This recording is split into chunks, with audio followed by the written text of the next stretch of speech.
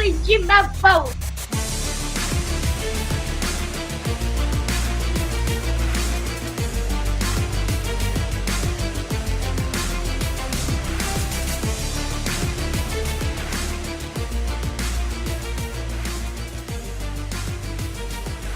Court is in session with Ryan in Sacktown on If You Don't Like That. Now, Ryan in Sacktown. Oh, must be Rhino.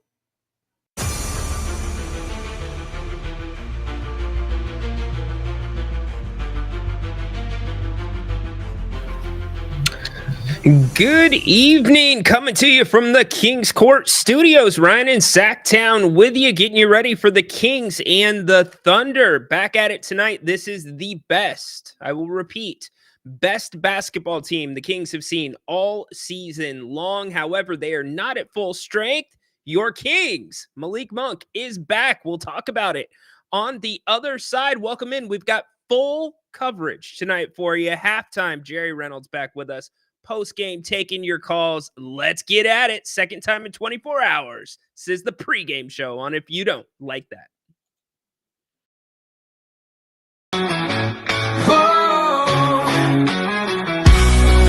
Late nights on the screen, hey, it's Grant and Ryan. We bleed purple, talking hoops, never lying. Sacramento Kings, we rise and we fall. If you don't like that, then you don't know ball.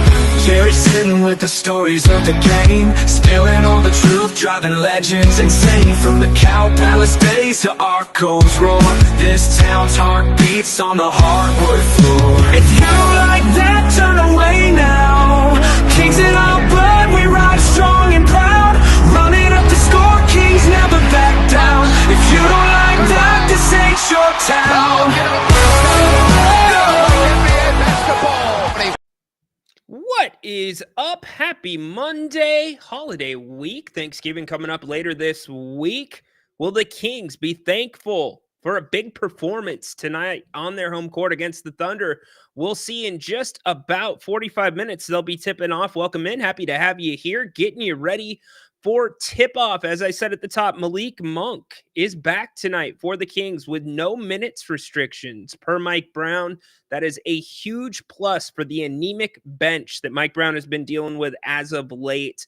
44-9 last night. 44-9 is what the Kings bench was outscored by with the Nets. And the Nets, where are they at in the league? Not too good. But then again, Jordy Fernandez, that game meant a lot to him. Coached a great game. So it'll be good to have Malik back tonight. The Oklahoma City Thunder, second ranked team in the Western Conference. They were resting yesterday when the Kings were playing. However, they will be without Alex Caruso and Chet Holmgren. Chet Holmgren, not a huge surprise with Holmgren. I can't talk right now. Holmgren. Not a huge surprise that he is not playing. He fractured or hurt his hip about 2 weeks back. He's expected to be out for a couple months. So take that for what it's worth. Bottom line, Kings got to have a night tonight. You know, when they played the Thunder, at least when they played them last year, they played them pretty damn well. The season split was 2-2. And towards the end of the season, there was a lot of talking heads and pundits that said if the Kings could find their way into the playoffs through the play-in, that the Thunder would not want to see them. A couple of them were drag out, just basic basketball fights, races to 100. The Kings won a game on their home floor. In fact, they won both games on their home floor. And then the Thunder held serve on theirs, 105-98 in Sacramento, and then 128-123 in Sacramento. The other notable game in Oklahoma City, a little bit more of a blowout, 127-113. The Kings went down, but then another close game, 112-105. The Kings went down to the Thunder. So what kind of game are you expecting tonight? I have a few keys for you here in a little bit, but I want to hear from all of you. Let me know where you're watching the show from. Check in. Want to see what's going on. Give me your thoughts coming off of last night. Obviously, some frustration. This team, under 500, 17 games through the season. Is there stuff to worry about? Sure. Is there stuff to worry about with every team? Absolutely. We're still early in it, but certainly you would like to see the Kings a little bit better than 12th in the Western Conference. Take the open forum down. Grant was already here. That's not supposed to be up. Should I get on the big man for leaving that up? No, we'll let it be. So let me know where you're watching from. Want to hear from you. Give me your takes. You can also call the show if you would like. You can use the QR code on the screen. I will put the link in the chat as well if you would like to call. That way we can get you in, get your predictions for tonight. We're brought to you by Bennett Westside Grill in Rockland, holiday week.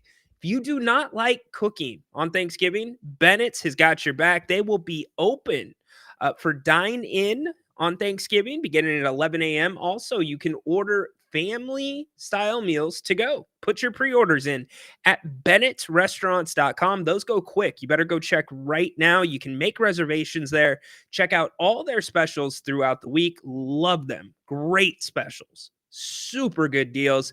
And on top of that, the regular menu, prime cuts of seafood and steak, 3 locations in the greater Sacramento area. That is bennettrestaurants.com.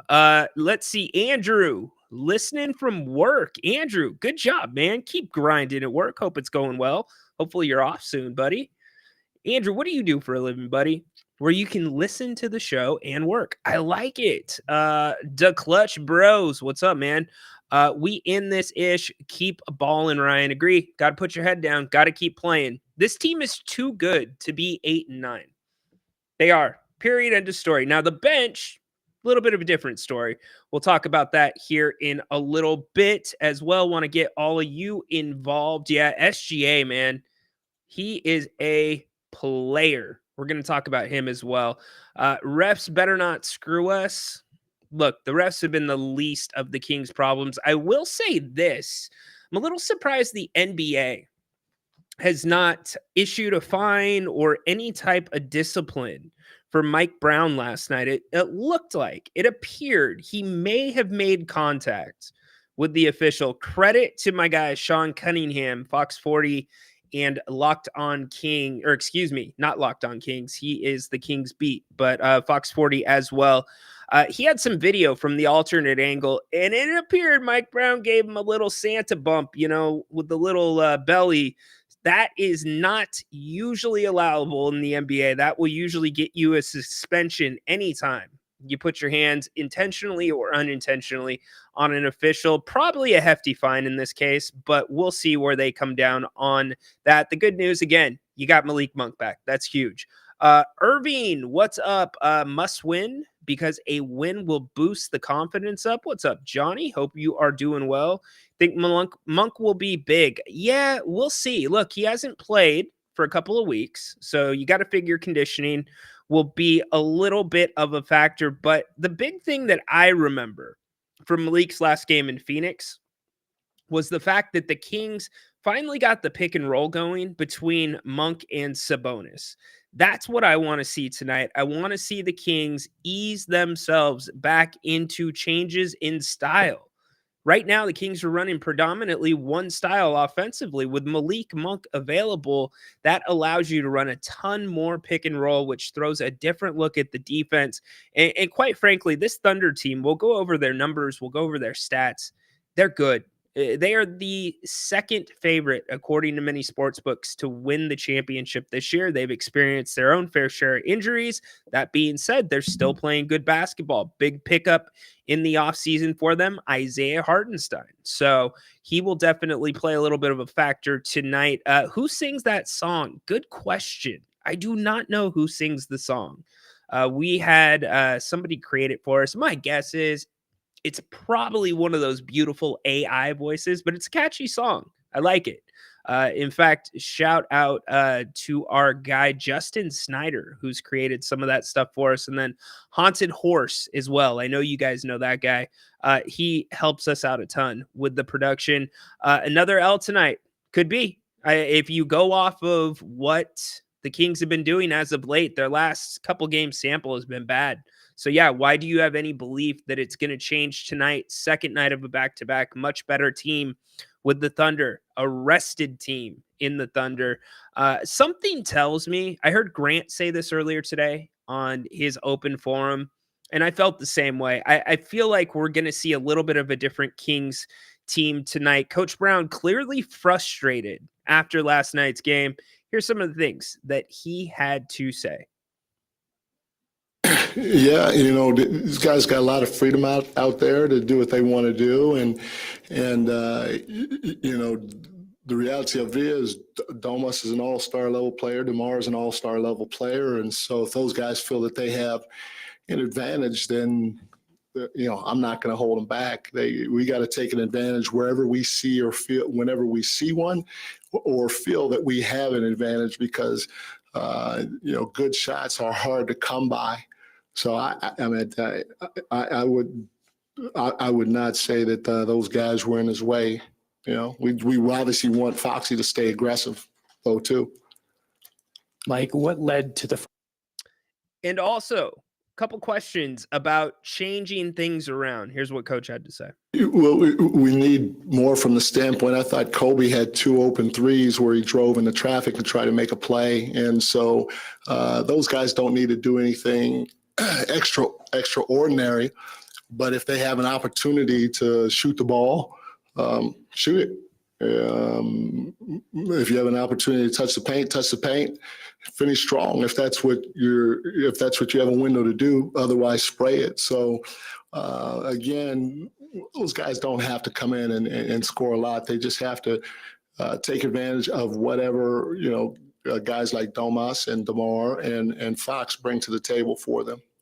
Coach, from your I think that's mildly debatable. My guy Tyler, what's up, buddy? Happy to see you in here. Don't make me turn this chat loose on you. You are an instigator, my friend, and you know exactly what I'm talking about. Comes in a frozen box, has things on it that it shouldn't. Yes, this is all because of you, Tyler. Love you, brother. Gabriella, what's up? Or Gabriel, sorry about that. What do you think about the assessment that Coach Brown doesn't know what he is doing on offense? I think Coach Brown not knowing what he does or he's doing on offense, I think it's a bad take. I think it's an ignorant take. He's an NBA coach. He understands NBA basketball. Now, is there a question of whether or not there are better things to be running? Is there more areas of the game where Coach Brown might be able to interject himself and possibly put some more structure into the game? Absolutely. Are there different combinations that Coach Brown might be able to use, different schemes here and there, depending on your opponent? Yes. So it's not about what he knows and what he doesn't know. To me, it's more about decision-making and discretion. So it's a good question, though. And again, I think it's a better question that we'll be able to evaluate once we're 25 games into this season. And we're getting close. We are getting really close. What's up, Dorian? Let's go Kings. Need a W tonight. Yes, indeed. Let's see, the Clutch Bros. I just don't like SGA. He's foul bait to much men that's not basketball. It's so see? Nah, man. I completely disagree. SGA is a throwback to the way that old school players used to play. He's physical. He gets to the paint. And I think that is one of the more interesting matchups tonight. Not necessarily a one-on-one matchup, but where these teams match up. Because the Thunder guard the mid-range really, really well, yet the Kings are the second best team in mid-range percentage. So what's that going to look like? I've got my keys to the game that we'll get to in a few minutes, but we will keep taking your questions. Let's talk about this Thunder team a little bit as we get further into it. Here's the info on the Thunder. They're damn near towards the top of the league in most areas. What do they do well? Pretty much the fundamentals of basketball, the things you expect a team that's second in the Western Conference to do. And this is a team on the way up. This isn't a team on the way down. They are still learning how to play well together. They are headed by SGA and a ton of great role players around him. You have guys all over the court that could start for many other teams in the NBA. The Thunder are a very, very balanced team, as I like to say. One of the things that I think is going to be interesting about tonight is the three ball. We know the issues the Kings had last night defending the three ball. Coach Brown talked about that right away, and he thought it was something that's correctable. He thought it was something the Kings did that allowed Brooklyn to get into the game from beyond the arc. We told our guys, we can't stop short with your hands down and let them shoot the basketball. They hit 3 threes in the first quarter because we didn't do our job or do what we're supposed to do against a hot shooter. And we have to get better at that. And when they hit those threes, when those guys hit those threes, the whole team felt comfortable. And there was no sense of urgency by us to get to anybody else. They saw the ball go in a handful of times in that first quarter, and then they rolled from there from the three-point line. But, to give up 13 made threes the way we did in the first half, that's tough to live with. It's tough to. It is tough to live with, but it's a narrative that we've been seeing all too often here in Sacramento with teams coming into the Golden One Center. And speaking of the Golden One Center, the Kings have a ton of home games coming up, even though they hit the road after this. They're only 4-5 at home this season. Jerry Reynolds has said for a very long time, you want to be a 50-win team? You want to be a team that hosts a playoff series? You need to win 30 on your home court. So the Kings got to correct that right away. But going back to the three-pointers tonight, really interesting. The Thunder, they are 8th in the NBA at three-point attempts, 8th, yet they are 19th in the NBA at three-point percentage. So tonight, the Kings have to do everything they can to not allow the Thunder to come out of this game or come into this game with a rhythm from beyond the arc. I think a lot of that begins with any type of doubling in the post. I think you've got to relook at the way the Kings are approaching that. Nobody, and I know Hartenstein, he's a hustle guy. He's all over the boards, and we'll talk about the boards a little bit more in depth in a second. But I don't see anybody as a big man on this team that the Kings should double, especially with Holmgren out tonight. So what will the Kings' approach be there? Also, to your point really quick. So couldn't you say the same thing about DeMar DeRozan to a degree? The guys that are the best at drawing those foul calls, a lot of times to the naked eye, it doesn't look like anything happened. You go back and you watch it slow. They know the tricks of the trade.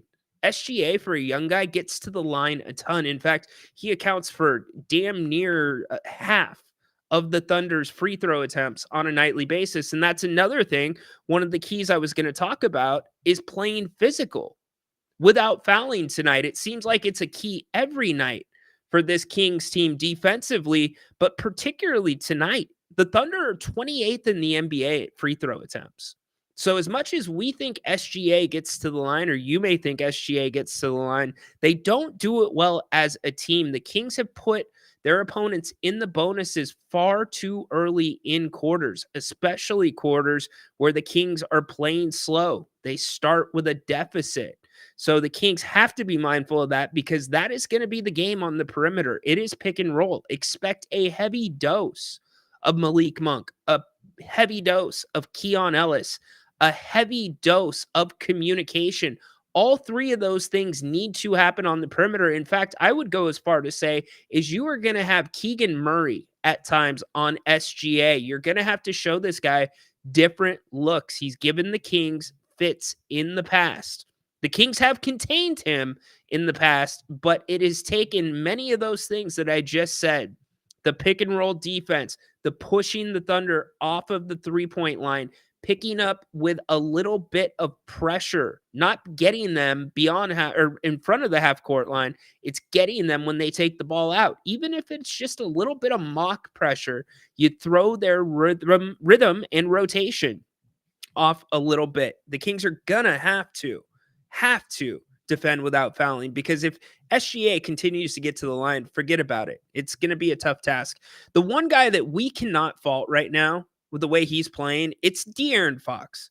This is the all NBA version of De'Aaron Fox. I said when this whole thing started during the Phoenix game, and his 3-point attempts went down and his assist setup went up, I said the Fox formula. If if assists are right around 3-point attempts for De'Aaron Fox, you are getting the best version of De'Aaron Fox. And although the Kings record does not reflect it over this stretch, he is playing great basketball, incredible basketball right now, but nonetheless frustrated, just like anybody else on this team. Everybody that watches this team the way that most of you do understand this is a much better team than 8 and 9. Here's De'Aaron after last night's loss. I mean, we have to continue to try to play with pace. I think a lot of times we're slowing it down probably a little bit too much. But whenever we're able to get stops or even on makes, we have to be able to try to get out and, not necessarily have to score in the first, 5-6 seconds, but being able to get down the court, getting into your action and trying to create an advantage somewhere. I think whenever our offense has been good, I think that's how we've, pretty much gotten it. So we just have to be better in that aspect, not, 5 minutes left. Obviously you want to, slow the game down a little bit, but when our best offense is, early offense, we have to continue to try to do that. Yeah, we've heard a lot about 100%.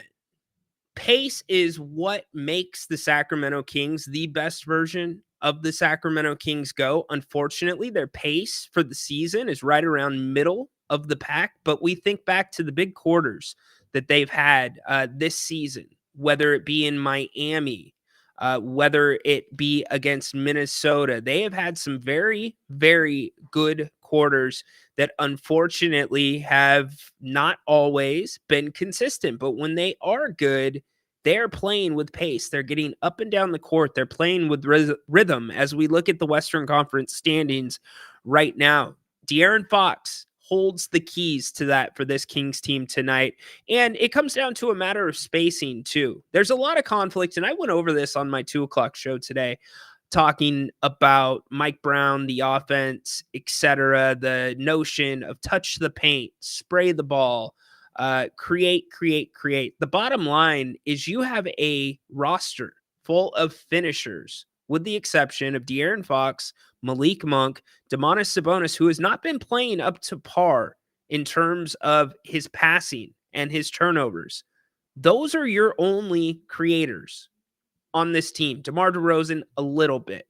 Everybody else is a finisher. So you're asking guys like Keegan Murray, like Kevin Huerter, and others to go create, get to the paint, and spray the ball out. If your offense is centered around that one principle, it makes sense that this team is struggling. Not to mention, there's other things, the turnovers. The Kings tonight, by the way, you absolutely had to take care of the basketball tonight. The Thunder are the best team in the NBA at turning you over. So I've got it written down. You have to love the leather tonight. If you're the Kings, you have to play with a high basketball IQ. You can't force things. You've got to let things come to you. And you got to come out and be proactive as opposed to reactive. So a lot that we know the Kings are capable of. It just feels like it's been a little bit since we've seen it. But again, they get another chance tonight. Malik Monk returns to the lineup. Thunder, 3.5-point favorites in Sacramento. And it's an NBA TV game, by the way. NBA TV game. Edward, what's up? What happened to holding the ball for only 0.5 seconds and moving it if the shot is not there? Can they not do this with DeRozan, or is this off the table? What do you mean holding it for only 0.5 seconds? I don't remember that quote, but I've been taking in a lot of quotes so far into the NBA season. Look, Coach Brown has the let it fly mentality. The problem with the let it fly mentality is it clashes with the 0.5 seconds. I can just tell you that right off the top. Let it fly is a mentality that is based off of pace. You let it fly because you believe you're going to play faster than the other team and you're going to get more shot attempts. Unfortunately, the Kings have not played faster than their opponents for most of the season, and really in many of their losses this season. So that's where you think, does it really work out? Does it conflict? And sure, could part of the problem be the personnel? I personally don't think so when it comes to the starting lineup. However, I do, and Grant's with me, and Jerry is with me on this, believe that Keon Ellis should be the starting 2 guard. And it's not because Kevin Herter's playing poor. It's not because Kevin's struggling with his shot. I've maintained that since the start of the season, as has actually all of them. So we'll talk about it some more here on the other side. Don't forget, we are back at the intermission with Jerry Reynolds, the one and only. He'll be giving us his thoughts on the first 24 minutes of a really, really important game to this Kings team, and it's a hard ask. Second night of a back-to-back. Your starters last night played some significant minutes, and it's not that they're not used to it, but last night should have been a much easier game than it ended up being. 37 minutes for De'Aaron Fox, 35 for Domas, 35 for DeMar. So those two are right on track. Foxy a little bit high, but the bench, who is going to step up tonight for this bench outside of Malik Monk? Because you need more than him, and you need a better assist to turnover ratio than 21-16. It's got to be better. We need to hard foul always. Going to get called anyways. Don't disagree sometimes. You got to be careful with that. I would say definitely get your fouls worth without getting a flagrant, but yeah, you can't let guys get an and one. That's too easy, certainly. Let's see. Fox doesn't get that. Like Fox, well, look, I can't argue why certain guys are getting calls, why certain guys aren't getting calls. What I can tell you is the version of De'Aaron Fox that we've gotten this year, which has been a lot less talking with the officials, is a much better De'Aaron Fox. And in fact, I think De'Aaron's getting more calls this year than he got last year. So it's an interesting point. Everybody sees it differently. Look at Jay, Dr. J, watching from SoFi. You're at the football game, man. You're at the Harbaugh Bowl. Awesome stuff, Jay. Well, I hope you guys have a great time. Assume you're probably with Miss Griffiths as well. Tell her I said hello. Very cool. Yes, Monday Night Football tonight. Niners fans, holy moly. How are you feeling right now? How are you feeling? Really tough stuff. Let's see, Edward, I can find the quote, but it was when he first arrived. Oh, you're going back 3 years. Yeah, I'm going to need that quote then. Frog, what's up? Good evening. The Kings don't have good chemistry right now. Maybe they need to hang out more when they have time off. No, that's not necessarily what builds chemistry. I mean, I think sometimes, and I'm not saying you're doing this, Frog, but we think of, I guess I can speak for myself because I've grown up as a Kings fan. You think of the 2002 team and you think of that chemistry. First off, that chemistry probably has never been matched outside of maybe Golden State during their championship run. Maybe Golden State was there. Jim Rome and I, we go back and forth on that. He disagrees with me. I still think the Kings chemistry from 2002 was different than anything any team has ever had in the NBA. But we can't match how chemistry is built versus what we've seen in the past. Because yes, that 2002 team, they lived on the same court together. They, some of them, they were extremely close. They loved being together. They loved each other. I just think this team needs more time together on the court. And, you know, you have to remember, up until the 3 days off before the Nets game, the Kings had not had a contact practice since training camp. Practice time is important during the season, especially when you're going to be implementing tweaks here and there. Now, Mike Brown came out and said he did not implement anything new. He just rolled out some minor adjustments, reinforced a few points on the pick and roll defense. But I think you need more practice time. And also, you know, just to be quite honest, and this comes, I can't quantify it in any way, but it just comes from spending my life around basketball. It just looks like too many guys on the Kings are thinking instead of playing. It just feels like there's thoughts before reactions. And when this team doesn't do that, like last night, Keegan Murray, that fadeaway shot that he hit with the buzzer going off, shot clock running down, that was pure. He wasn't thinking. That was one of the harder shots that dude's taken all season, and it was nothing but net. So I think there's a little bit of that as well. And then frustration, certainly. Here's DeMar DeRozan after last night. Um, just gotta pay attention. You gotta understand. That's an opportunity for us to come out and get something easy. Know what we're doing out the gate. I think when we do that wrong, that's what steamrolls us into those slow starts because we kind of filling ourselves in, trying to figure it out when other teams just going out there playing, being aggressive. I agree with everything that DeMar says there. Wish we would have kept Boogie Ellis. He's down in Stockton. You still have him. So he is growing and working down there. By the way, Stockton's doing some really good things right now. Stockton is playing very good basketball if you've not been paying attention to them. Quentin Richardson off to a very good start his first year as head coach. Gabriel Harris continues as the GM down there just to build and build success upon success. So anyways, we're talking the Kings. We're talking the Thunder tonight, getting ready to tip off here in a little bit from the G1C. Let me know what you think your final score is going to be tonight. I get it. Look, team has not been playing well. I understand why you would have a little bit of a bad feeling. O'Brien, feel like the roster's discombobulated. Well, the stuff that we hear, or sometimes you hear on TV about, well, the new coaching staff, it's going to take time to get the rotations right because of that. There's not as much credence to that side of things, but I don't feel like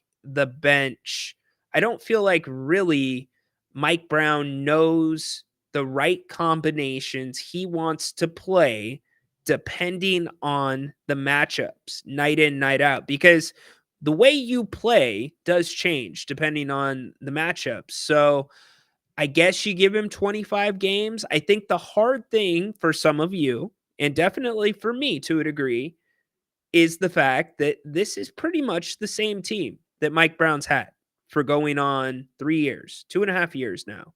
So where do those two things meet? What does that look like? It's a good question.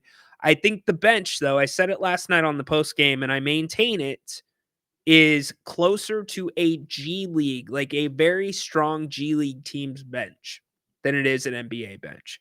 Now, you get Malik Monk back. How does that change? It gives you a different style of playing with the pick and roll. I do expect that there will be better energy tonight. I don't think the second night of the back-to-back is going to be a big drain on these guys because they've been playing major minutes. Last night was not an overly emotional game, but it's going to be close. OKC is an excellent team.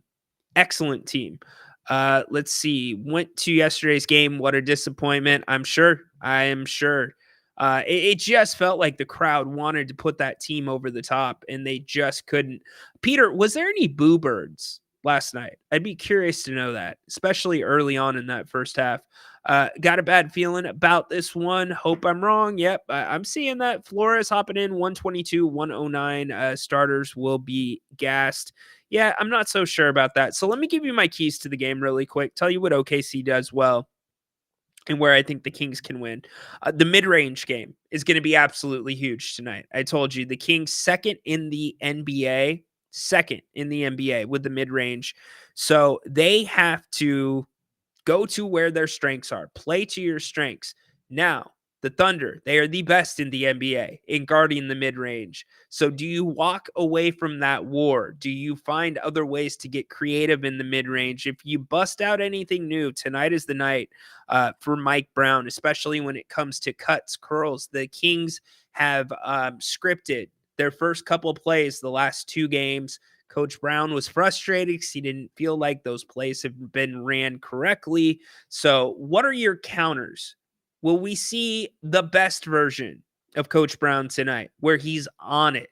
Or will we see more of a hands-off Coach Brown? Will we see the best version of the Kings? We'll see. You'll know early on. Look at Jordy Fernandez last night calling timely timeouts, understanding the gravity of certain possessions. So the mid-range game is important. The boards, that is the one area where the Thunder actually are not very good. Believe it or not, rebounding is not a strength for them, especially keeping their opponents off of the boards. In fact, they are dead last in the NBA at keeping their opponents off the boards. Now, the Kings have not been much better this year at getting offensive boards, but the Kings not only need to get second opportunities tonight, they need to limit the second opportunities for the Thunder. With a team like them, especially with SGA at the helm, second opportunities cannot be a story of this game. They definitely were last night in the first half. Also, I already talked about it. You got to love the leather tonight. You cannot turn the ball over. The Thunder are the best team at the NBA or in the NBA at turning you over. You have to play physical without fouling. Physical without fouling, because the Thunder don't get to the line as much as you think they do, because SGA's always there. But SGA does get a friendly whistle. I will say that. I will concede that point. So you have to play physical without fouling. And then the pick and roll game. The Kings have to play great pick and roll defense with the communication. That's where the physical without fouling comes in. The pressure, bring the pressure to them. Be proactive. Don't be reactive. If the Kings do those things, I think it'll be a close game. Remember, again, the Kings have played the Thunder pretty tight the last couple times. In fact, they have won the last 2 games on their home court against the Thunder. So those are the keys to the game for me, besides the obvious, which we know the Kings got to shoot the ball well. You need more bench activity, all the things we know. And you get Malik Monk back tonight, so that is a big pickup. Edward, Monty needs to make a trade and make this roster more balanced. Well, you got to have a trade partner, number one. It's not time to make a panic trade, I don't think. But I would say that all options should be on the table at this point of the season, because you have an owner right now where the expectation is playoffs. It's got to be playoffs. If this team does not make the playoffs, somebody is going to pay for it. Somebody will. And don't forget, you only have Keegan Murray through the rest of this season and next season, and the exact same thing goes for De'Aaron Fox. B. Jones saying 109, 102 Kings. I like it. Kings have a knack for stepping up against good teams. Yes, they do. I agree. Dirt and Russ always like to be optimistic, but the Kings lose. OKC. Wow. You went opposite. You think they get killed 135-85. First time for everything. Hope I'm wrong. Go Kings. Respect it. Don't disagree. Do not disagree. That's why I said you got to be proactive, not reactive. Exhibit. I'm so glad you brought that up. I talked about it on my you know what? Great job by you. Excellent job. That really caught me off guard last night. I talked about it on my 2:00 show. Let me see if I can find that really quick before we wrap up. That one really threw me off. He's talking about Coach Brown, and Coach is talking about the things the Kings need to do better, and Coach is talking about turnovers. And he can't have them, yada, yada, yada. And he just keeps saying somehow, some way, we've got to limit our turnovers.